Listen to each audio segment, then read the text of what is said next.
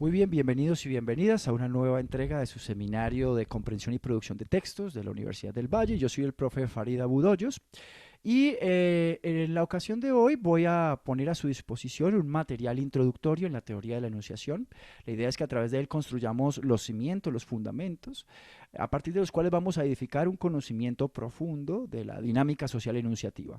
Concretamente, en esta exposición vamos a abordar los conceptos de sujeto de la enunciación y polifonía enunciativa. Pero antes que nada, y como siempre, vamos a empezar mencionando los textos que sirven de referencia, que sirven como materiales para esta exposición. En primer lugar, dos textos de Emile Van Venist. El primero se titula De la subjetividad en el lenguaje, el segundo se titula El aparato formal de la enunciación, ambos contenidos en el segundo volumen de Los problemas de lingüística general.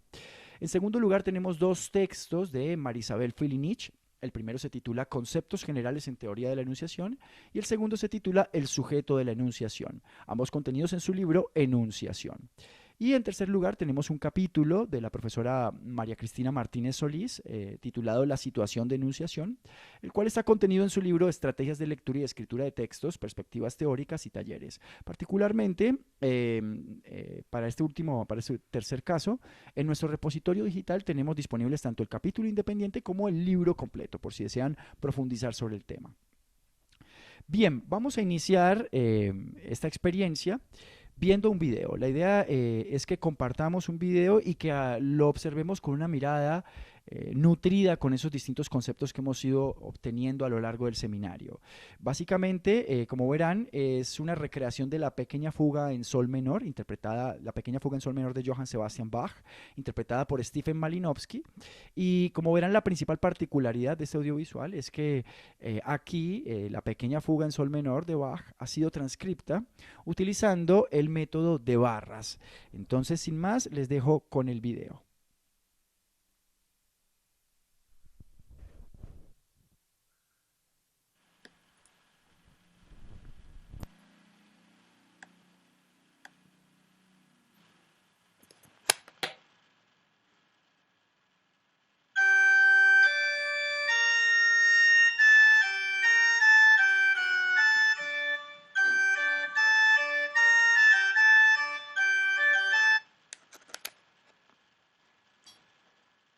Muy bien,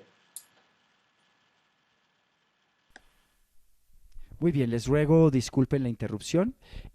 Paro solamente para decirles que esto que acabamos de ver es lo que en teoría musical o en musicología se conoce como una línea melódica o voz. Recordemos, eso que acabamos de ver es una línea melódica o voz. Bueno, les invito a que continuemos viendo el video prestando atención a qué ocurre en términos de la línea melódica o la voz, o mejor, en términos de las líneas melódicas o las voces.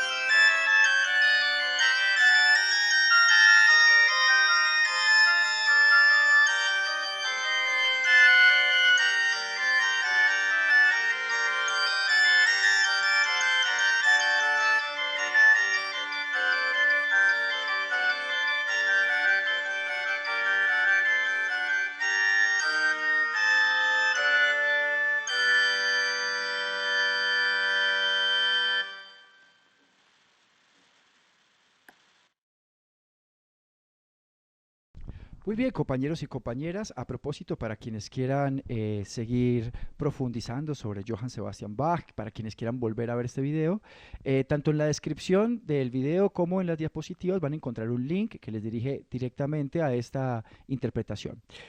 Bien, bueno, ¿qué nos dice? Qué podemos extraer nosotros desde las ciencias del lenguaje sobre lo que acabamos de ver? Como ustedes habrán notado, a lo largo de la canción, como nos permitió ilustrar ese tipo de transcripción, se ponen en escena múltiples voces que de hecho interactúan entre sí, que de hecho dialogan. Es más, hay momentos en los que uno puede notar que hay una voz que corre y las otras voces la persiguen. Bueno, por eso es que a este tipo textual particular, este tipo de canción, se le conoce como una fuga. Eh, bueno, pero podemos ir más allá. Podemos decir que esto es simplemente una ilustración de algo que ocurre de manera general en el lenguaje. En un mismo acto comunicativo, independientemente de cuál sea la materia significante utilizada, bien sea la oralidad, el texto escrito, la música, la puesta en funcionamiento del lenguaje puede implicar la puesta en escena de múltiples voces. Bien, para referirnos a este fenómeno vamos a utilizar de hecho un término proveniente de la teoría musical y es el término polifonía. Más específicamente nosotros vamos a hablar de polifonía enunciativa. Ahora, ¿qué quiere decir enunciación? ¿Qué es esto de la enunciación? Bueno, la enunciación nos remite en primer lugar a una orientación teórica, a todo un conjunto de trabajos que han abordado al lenguaje en uso y que nos han provisto de una serie de herramientas muy poderosas. Esta teoría aparece, digamos, se plantea, se desarrolla a partir de dos grandes interrogantes. La primera es si las voces que son desplegadas en el uso del lenguaje corresponden directamente a los hablantes empíricos. Es decir, estas voces, estas múltiples voces que nosotros vemos en un acto comunicativo como esta canción, ¿corresponden al hablante empírico o no? ¿Son virtuales? Si son virtuales, ¿qué naturaleza tienen? ¿Cómo se crean? ¿Por qué se crean? ¿Qué funciones cumplen? Y otra, digamos, otra pregunta, otro cuestionamiento que se hace la teoría de la enunciación, entre otros muchos en realidad, pero digamos otro cuestionamiento nuclear que se hace es si el lenguaje es un instrumento, si el lenguaje es algo externo al ser humano en sí mismo. Pero ¿por qué se hace esas preguntas la teoría de la enunciación? Bueno, lo que están viendo en pantalla es el famoso esquema de Jacobson, digamos, fue el esquema con el cual se comprendió el uso del lenguaje hasta prácticamente mediados de los años 60. De hecho, muchos de nosotros estudiamos con este esquema en el colegio y hasta en la universidad. Es un esquema bastante intuitivo, si uno lo mira se entiende bastante bien. En un extremo tenemos al emisor, ese emisor transmite un mensaje, ese mensaje es transmitido a través de un canal y está codificado en un código particular. Está dirigido a un receptor y habla sobre el mundo externo, digamos, se refiere a un referente. Bien, ahora, este esquema tiene problemas. Si ustedes se fijan, el lenguaje aparece como algo exterior a los sujetos y digamos que las figuras del emisor y el receptor coincidirían con los sujetos empíricos. Sin embargo, cuando analizamos un acto comunicativo, cuando analizamos un enunciado, más concretamente, un enunciado como puede ser la pequeña fuga en sol menor de Bach, notamos que hay varias voces, como si hubieran varios emisores. O la pregunta es, ¿esas voces corresponden al emisor? Pero vayamos más allá, ¿el lenguaje es realmente algo externo al ser humano? Bueno, estas preguntas van a ser abordadas por Emil van Benist. Emil van Benist es un lingüista, uno de los grandes lingüistas del siglo XX. Él nació en Alepo, Siria, el 27 de mayo de 1902 y falleció en París, Francia, el 3 de octubre de 1976. Bueno, en el primer texto que abordamos de Van Benist, de la subjetividad en el lenguaje, Van Benist digamos, va a criticar el carácter instrumental del lenguaje. Van Benist va a decir, el lenguaje no es algo externo al hombre, al ser humano en general. El lenguaje está en la naturaleza misma del ser humano. Es en y por el lenguaje que el hombre, que el ser humano se constituye como sujeto. Dice Van Benist, solo es ego quien dice yo ego. Ojo, esto no sale, digamos, de un vacío, esto no se lo saca Van Benist del sombrero. Van Benist había leído antes al padre de la lingüística moderna, a Ferdinand de Saussure, quien en el primer capítulo de su Tratado de Lingüística General había dicho que el pensamiento sin el lenguaje era una masa informe, era un flujo caótico. En último término, Saussure nos está diciendo que no había pensamiento sin lenguaje, por lo menos no había un pensamiento articulado. Van Benist va a ir más allá y va a decir, el lenguaje hace posible que nos constituyamos como seres humanos. El lenguaje hace posible que construyamos nuestra conciencia. Textualmente dice Van Benist, el ser humano es humano en tanto se apropia del lenguaje. La subjetividad, es decir, nuestra dimensión interior en la que se aloja nuestra conciencia, pero también nuestra ideología, nuestros temores, nuestra personalidad. Bueno, para Van Benist la subjetividad se estructura en y por el lenguaje. Tiene un estatuto lingüístico. Dirá Van Benist, la función del lenguaje es permitir constituirse como sujeto. El lenguaje, en modo alguno, es una realidad entonces exterior al hombre, sino que está en los fundamentos de la propia naturaleza humana. Bueno, de hecho, Van Benist va a hacer otro conjunto de aseveraciones mucho más profundas. En consonancia con Bakhtin, a quien ya tuvimos la oportunidad de leer, Van Benist va a reivindicar la condición dialógica de la subjetividad y el lenguaje. ¿Qué quiere decir? Van Benist va a decir que la conciencia, es decir, nuestra subjetividad, no se manifiesta sino por contraste. Yo no soy yo, no tengo conciencia de mí mismo, sino porque existe un tú a quien yo puedo instalar en mi discurso, a quien yo me puedo dirigir. Dirá Van Benist, el ejercicio, o mejor dirá Phillinis sobre Van Benist, que el ejercicio del lenguaje es siempre un acto transitivo, es decir, un acto que apunta a un otro, que configura su presencia. Dice Van Benist, el lenguaje está organizado de tal manera que permite a cada locutor apropiarse de la lengua entera, designándose como un yo. Bueno, ojo, Van Benist no es que se saque esto de la manga, no es que se le haya ocurrido una noche. Van Benist hablaba múltiples lenguas, de hecho hablaba todas las lenguas europeas, era un estudioso de las lenguas y en cuanto tal pudo notar empíricamente que aunque las lenguas pueden ser muy distintas, hay lenguas que no tienen verbo ser o estar, hay lenguas que no tienen una enunciación del tiempo para el pasado y para el presente, que implican vivir en un, digamos, en un permanente presente, no tienen, digamos, los elementos para enunciar el pasado y el futuro, perdón, lo que implican que el hablante viva en un permanente presente. Bueno, si bien las lenguas pueden ser muy distintas entre sí, Van Benist encontró que todas las lenguas tienen las partículas yo y tú. Tienen los pronombres personales yo y tú. Van Benist va a decir, esto tiene una razón. Esto remite al hecho de que para poderse construir la conciencia, para poder construir la conciencia de mí mismo, el yo, necesito de un tú. Y de hecho aquí con esto se comprueba algo que ya habíamos tenido la oportunidad de conversar cuando analizamos a Bakhtin. ¿Quién de nosotros, quién de nosotras no ha hablado solo? Todos y todas hemos hablado solos, solas en algún momento, porque de hecho es necesario para la construcción de la conciencia ese poder crear un otro virtual. Cuando yo despliego un monólogo interior, estoy creando un otro virtual o un otro yo con quien voy a dialogar. No hay manera de pensar si no es de esa forma. Precisamente lo que les decía, a la existencia de estos dos pronombres, el yo y el tú, a quien Van Benist se va a referir como las formas vacías, ¿verdad? Van Benist la va a explicar como la existencia de una instancia discursiva necesaria para la construcción de la subjetividad. Bien, Van Benist también va a establecer una distinción que va a ser muy importante en adelante. En primer lugar, él va a distinguir entre el uso de la lengua, entendido como el mecanismo total y constante que afecta a la lengua entera, y lo que él va a denominar acto de enunciación. ¿Qué es un acto de enunciación? Bueno, el acto de enunciación para Van Benist viene a ser ese acto individual de apropiación por el cual un individuo pone en funcionamiento la lengua. Acto individual de apropiación por el cual se pone en funcionamiento la lengua. La enunciación es también el acto de producir un enunciado, en tanto una forma semiótica. Y en tercer lugar es también un acto de realización de la lengua que se ejecuta siempre en una instancia de discurso, es decir, siempre en una interacción social, insertada en un contexto social, así sea un monólogo interior. Un monólogo interior se inserta en un contexto social. Otra forma de verlo, Van Benist nos va a decir, bueno, entonces la enunciación es un acto de apropiación de la lengua, es también un acto de alocución, es siempre un acto de referirme a un otro y es también un acto de referencia, en tanto eh, nos pone en relación con el mundo. En síntesis dice Van Benist, la enunciación pone al locutor en relación con la lengua, con el otro y con el mundo.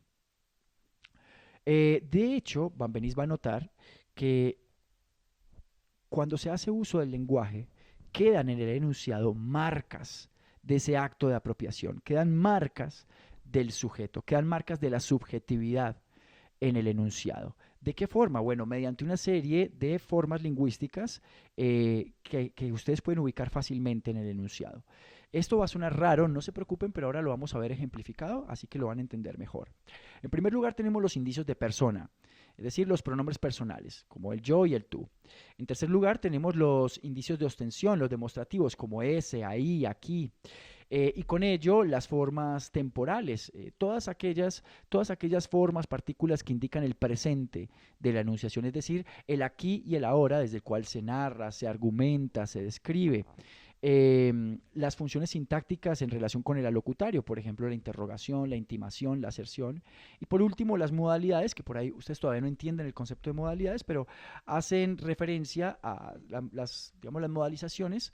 Son procedimientos a través de los cuales se expresa el punto de vista del locutor con respecto a lo que dice. En otras clases vamos a profundizar sobre la problemática de las modalidades. Bueno, yo sé que esto hasta aquí ha sonado muy raro, ¿sí? Pero no se preocupen. Ahora, por ejemplo, en particular, la identificación de esas partículas la vamos a comprender en unos minutos cuando analicemos unos textos empíricos. Por ahora me interesa que diferencien entre dos grandes niveles. En adelante vamos a diferenciar dos grandes niveles de lectura. Bien, vamos a entender que toda producción semiolingüística, entendida en términos de enunciado, independientemente de cuál sea su materia significante, es decir, puede ser el habla en la oralidad, pero puede ser también un texto escrito o puede ser un audiovisual, puede ser una canción. Recordemos que todas esas son manifestaciones del enunciado. Bueno, toda producción semiolingüística, todo enunciado tiene dos dimensiones. En primer lugar, a la primera dimensión la vamos a llamar el nivel enuncivo o el nivel de lo enunciado. Este corresponde a aquello que es objeto del discurso, es decir, a la información formalmente transmitida. Es la dimensión explícita del enunciado. Dicho en otras palabras, el nivel enuncivo es el que remite al qué se dice. Bien, y en segundo lugar tenemos el nivel enunciativo, el que nos remite a la enunciación. Básicamente nos remite a ese proceso subyacente, a ese acto por el cual lo expresado se atribuye a un yo que apela a un tú. Remite al acto de apropiación y puesta en funcionamiento del lenguaje. A ver, ese acto en cuanto tal, ese acto de enunciación, podemos decir que es efímero, es imposible acceder directamente a él. Sin embargo, nosotros podemos reconstruir ese acto en la medida en que somos capaces de recolectar las marcas que ese acto deja en el enunciado. Bien, como ustedes van a notar, ese hecho de ser capaces de identificar y recolectar las marcas de la enunciación en el enunciado nos va a permitir acceder al nivel implícito. En último término, el nivel enunciativo remite al cómo se dice. Bien, si el nivel enuncivo nos remitía al qué se dice en el enunciado, el nivel enunciativo nos va a remitir al cómo se dice. ¿Verdad? Y como vamos a notar, más adelante vamos a tener la oportunidad de hablar durante varias clases sobre esto, este nivel enunciativo, este nivel del cómo se dice, este nivel implica la mayor parte del sentido. Y de hecho son sentidos que están implícitos, que hay que reconstruir. Bueno, ahora entramos en otro concepto complicado, pero también muy interesante y que les va a proveer de una enorme capacidad. Va a ser entender este concepto, el concepto de sujeto de la enunciación, va a ser como ponernos unas unas gafas con las cuales vamos a poder ver el mundo con una mayor riqueza, en particular al uso del lenguaje con una enorme riqueza. Bueno, ¿quién es el sujeto de la enunciación? ¿Quiénes son esas voces que nosotros vimos puestas en escena cuando tuvimos la oportunidad de escuchar y ver esa pequeña fuga en sol menor de Bach? Bueno, el sujeto de la enunciación, esas voces, esos personajes o esos papeles o perspectivas valorativas que son puestas en escena mediante el uso del lenguaje, no aluden a un individuo particular, no aluden a un sujeto empírico, ni intentan recuperar la experiencia de ese hablante empírico. No señalan una personalidad exterior al lenguaje, sino que más bien constituye un sujeto que está implícito en el enunciado mismo, que es construido en y por el uso del lenguaje. Podemos decir que el sujeto de la enunciación es una instancia compuesta por la articulación en realidad entre dos sujetos construidos en y por el lenguaje, el enunciador y el sujeto enunciatario. Y lo vamos a entender a estos seres como papeles o como voces o como perspectivas valorativas. De hecho, distintos autores se van a referir a ellos de alguna de estas tres formas. Por ejemplo, Montero se refiere a los enunciadores y al enunciatario como papeles que se construyen, que son puestos en escena por la enunciación. Autores como Oswald Ducrot se van a referir al enunciador, al enunciatario como voces, y otros autores como María Cristina Martínez Solís se van a referir a ellos más bien como perspectivas valorativas que se constituyen de manera recíproca en el interior del enunciado. Si ustedes me lo preguntan a mí, yo les diría que un enunciador, un enunciatario son al mismo tiempo las tres cosas. Son papeles, son voces y son perspectivas valorativas. Y que en distintos momentos alguna de estas dimensiones va a tener mayor saliencia. Los vamos a poder notar más como un papel, o los vamos a poder notar mejor como una voz, o los vamos a poder notar mejor como una perspectiva valorativa. Bueno, todo esto suena muy raro, pero entiendo, no se preocupen, pero vamos a tratar de ilustrarlo con un esquemita. Digamos que tenemos a un chico y a una chica, ¿verdad? Que se van a comunicar entre sí. Bueno, entonces a estos chicos y a este chico y a esta chica los vamos a llamar al primero el hablante empírico o locutor empírico, para ser más exactos, y a la segunda la vamos a llamar, en este caso, oyente empírico o a locutario, a locutaria, empírico, empírica. Bien, estos son, digamos, los seres humanos de carne y hueso. Bueno, digamos que se establece un acto de comunicación entre los dos. Ahora, lo importante para notar aquí es que cuando se establece un acto de comunicación entre ambos, digamos que el hablante dice algo dirigido a ese oyente, el acto enunciativo, es decir, la apropiación del lenguaje, implica automáticamente crear unos seres que son seres virtuales, que habitan el enunciado, que no existen más allá del enunciado, que no son precisamente el hablante empírico ni el oyente empírico. Por una parte, el enunciador, que viene a ser aquel a quien se atribuye lo dicho, ¿sí?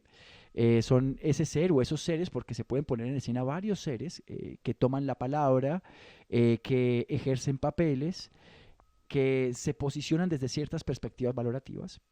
Y tenemos al enunciatario o a los enunciatarios, que al enunciatario lo podemos comprender como aquella imagen del receptor ideal, aquella imagen ideal del destinatario, como aquel lector ideal que está siendo modelado mediante el mismo uso del lenguaje.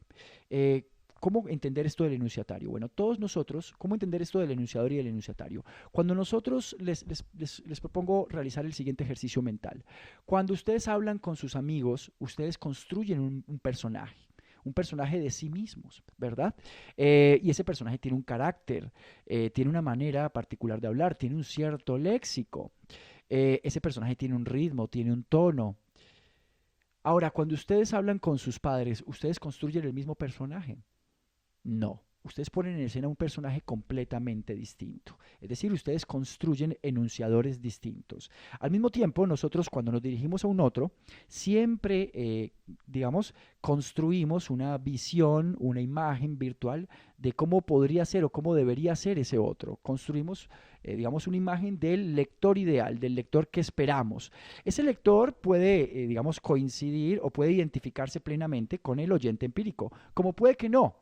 Por ejemplo, muchas veces ustedes han escrito, o más bien, muchas veces ustedes han contado un chiste y les ha ocurrido que a quien le contaron ese chiste no se rió. Ustedes esperaban que se riera, usted contaba el chiste, jajaja, y la otra persona no se rió. ¿Qué fue lo que ocurrió? Bueno, que ese cálculo estuvo mal hecho, que el enunciatario que ustedes previeron, el enunciatario que ustedes modelaron, no correspondió con el oyente empírico. ¿Bien? Muy bien, entonces, ahora vayamos más allá. Eh, Resulta que estos enunciadores no tienen que corresponder, ni el enunciador ni el enunciatario tienen que corresponder necesariamente con el hablante o con el oyente empírico. Pongamos un ejemplo que yo ya he puesto aquí en clase. Digamos que el profe Farid estaba compartiendo con ustedes en nuestro viejo salón en el edificio de ingeniería en la sede Meléndez de la Universidad del Valle. El profe sale después de clase, se va para el parqueadero y encuentra su carrito rojo y su carrito, como siempre, como suele pasar, está sucio. Y alguien le ha escrito en el tablero, lávame sucio. Bien, yo les pregunto a ustedes, ¿a quién se hace cargo de ese enunciado? ¿A la persona de carne y hueso que escribió eso sobre el vidrio del carro del profesor Farid? ¿A esa persona es a la que se hace cargo el enunciado? Yo diría que no. A quien se hace cargo de ese enunciado es al carro. Y si usted lo nota, el carro no es el hablante empírico, ¿verdad? Bueno, Entonces, nosotros desde las ciencias del lenguaje no tenemos de hecho cómo acceder al hablante empírico. El hablante empírico es siempre, digamos, una instancia dudosa, una instancia a la que no tenemos acceso. Lo que nosotros sí podemos estudiar es esos seres virtuales que se construyen en y por el uso del lenguaje, es decir, el enunciador y el enunciatario, o mejor, los enunciadores y los enunciatarios, ¿sí? Como vimos ya antes con el ejemplo del chiste, el enunciatario tampoco tiene que corresponder necesariamente con el oyente empírico. Bueno, em, el enunciador y el enunciatario dejan marcas. Hay marcas a través, digamos, en el enunciado que nosotros podemos rastrear y a partir de las cuales podemos reconstruir la presencia de los enunciadores y del enunciatario o los enunciatarios. ¿Cuáles son esas marcas, esas huellas? Bueno, en primer lugar, todos los indicios que dan cuenta de la instalación de una perspectiva visual y valorativa. Es en ese sentido en que decimos que un enunciador es una perspectiva valorativa. Todas aquellas partículas que en las ciencias del lenguaje denominamos deícticos, como los pronombres personales, los demostrativos, los indicios de localización espacial y temporal, los términos de parentesco, etcétera. Y también entran aquí una serie de elementos a los que llamamos subjetivemas, como los sustantivos axiológicos, los adjetivos, los verbos, los adverbios subjetivos, etcétera. De vuelta, todo aquí resuenan un montón de términos raros. No se preocupe si no los entendió, si no los conoce. Acá estamos es para conocerlos. Y lo vamos a conocer mediante el análisis. Eh, Veamos. Analicemos juntos este texto. Este es un fragmento de una entrevista que el conocido semiólogo Humberto Eco concedió a la revista Eñe, que es un suplemento cultural del periódico Clarín en Argentina. Por si acaso, Humberto Eco fue un conocidísimo semiólogo, un estudioso de las ciencias del lenguaje, también un conocido novelista. Quizá ustedes lo conocen por novelas como El péndulo de Foucault o El nombre de la rosa. El nombre de la rosa también fue llevada al cine, una película hermosísima con Sean Connery, que les recomiendo profundamente. Bueno, el texto es el siguiente. Dice, perdón, quiero hablar con Humberto Eco. Aunque siempre se pensó que los medios masivos son una forma de anestesia para mantener a la gente tranquila, nos estamos dando cuenta de que tal vez no sea cierto. Es decir, para una persona que se encuentra tranquila en cierto nivel de bienestar, la fantasía televisiva es un plus.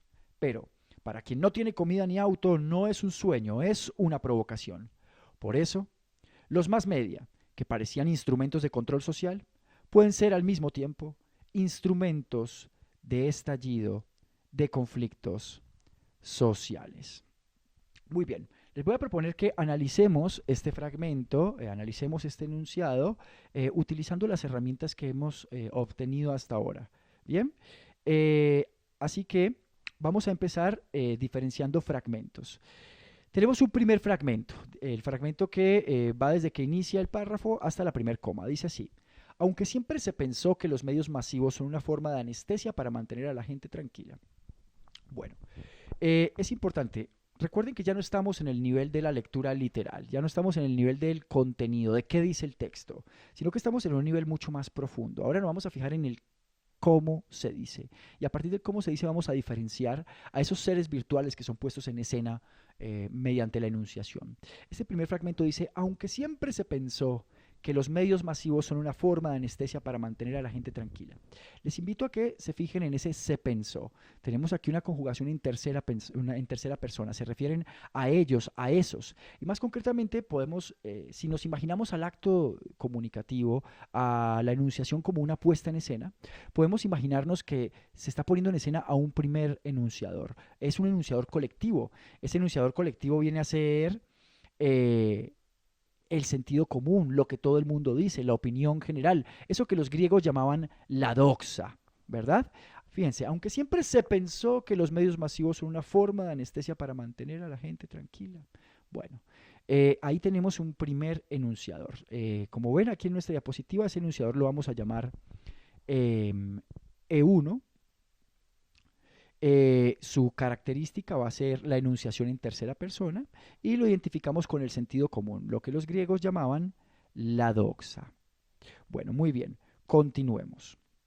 Luego el texto dice, Nos estamos dando cuenta de que tal vez no sea cierto. Voy a leer hasta aquí completo. Dice, aunque siempre se pensó que los medios masivos son una forma de anestesia para mantener a la gente tranquila, fíjense que aquí de repente cambia. Hay algo que cambia, como que de repente no es el mismo personaje, no es la misma perspectiva valorativa, no es la misma voz. Nos estamos dando cuenta de que tal vez no sea cierto. Les invito a que se pregunten qué es lo que cambió. Bueno, lo que cambió aquí es el tipo de enunciación que se está presentando. Básicamente, como vemos aquí subrayado, se está utilizando ahora una enunciación en la primera persona del plural. Se está hablando en términos de nosotros. Dice, nos estamos dando cuenta de que tal vez no sea cierto. Fíjense, es otra voz, es otro personaje, es otra perspectiva valorativa. Antes decía, se pensó, ellos, esos, el sentido común, lo que piensa todo el mundo, la doxa. Ahora somos nosotros. Nosotros nos estamos dando cuenta de que tal vez no sea cierto. ¿Quiénes serán esos nosotros? Si nos imaginamos a la enunciación como, de vuelta, una puesta en escena, como un teatro, como una escena teatral, podemos imaginarnos un nuevo personaje que entró.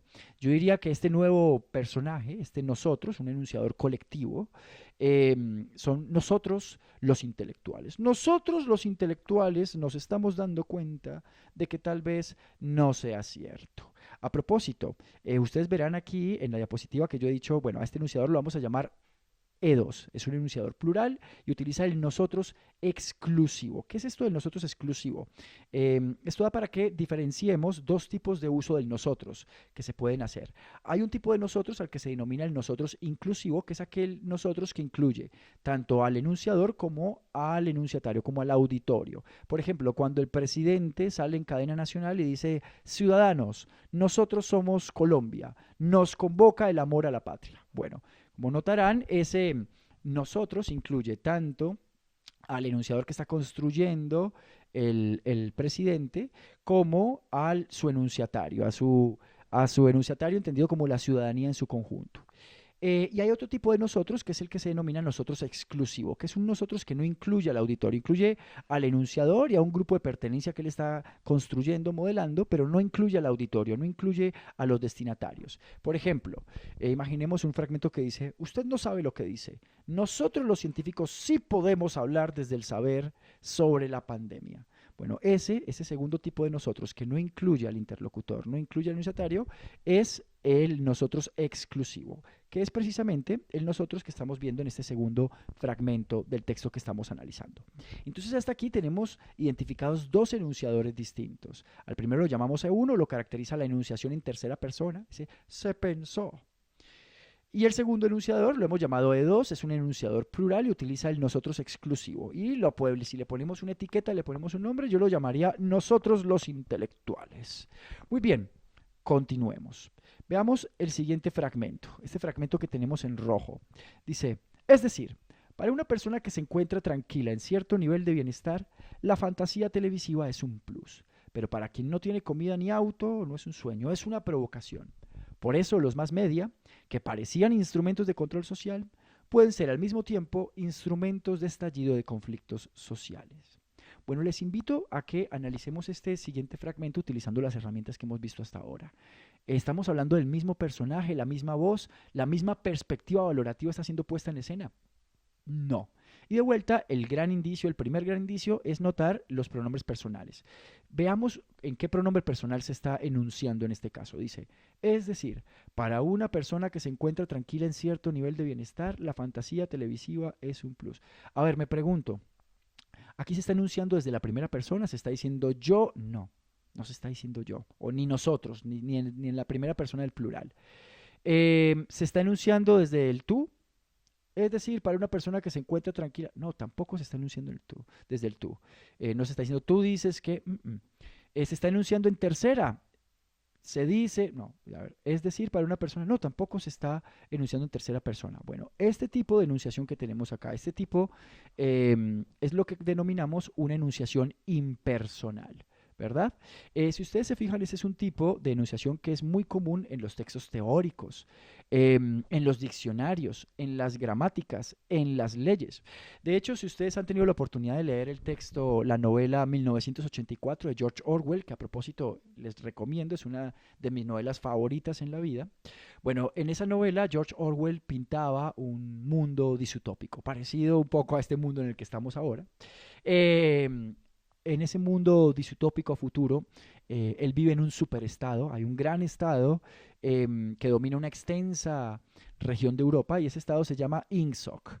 Bien, y el INSOC, digamos el régimen, el partido que gobierna el INSOC, que gobierna a, a ese país, ha instalado a lo largo de los territorios, sobre todo en las ciudades, unas pancartas, unos letreros, y todos rezan unas pequeñas frases. Dicen, la esclavitud es la libertad, la guerra es la paz. Si ustedes notan esos enunciados, son enunciados que están siendo, precisamente, están siendo enunciados de tal forma que quieren ser leídos como si fueran una verdad absoluta, ¿verdad? ¿Cómo se logra ese efecto de verdad, de objetividad? Bueno, mediante un mecanismo, mediante una estrategia retórica, mediante el hecho de ser borradas las marcas del yo. ¿Verdad? Profiriendo una enunciación que es completamente impersonal. Yo ese tipo de enunciación, yo, el profe Farid, yo le llamo la voz de la verdad. Son ese tipo de enunciaciones que quieren ser leídas como la verdad absoluta. Y eso es lo que nos encontramos aquí subrayado en rojo. Es un tercer enunciador, es un enunciador impersonal. Si nos lo preguntamos, si nos volvemos a imaginar a la enunciación como una escena teatral, en este caso, esa voz de la verdad sería como una voz que se transmite a través de los parlantes del teatro. Sería como una voz en off que dice, es decir, para una persona que se encuentra tranquila en cierto nivel de bienestar, la fantasía televisiva es un plus. Pero para quien no tiene comida ni auto, bueno. Ahora, ustedes habrán notado que he dejado unos pequeños fragmentos ahí en el medio, cuando dice no es un sueño y otro que dice que parecían instrumentos de control social. Preguntémonos, ¿a quién estos son alguno de los enunciadores anteriores o es un nuevo enunciador?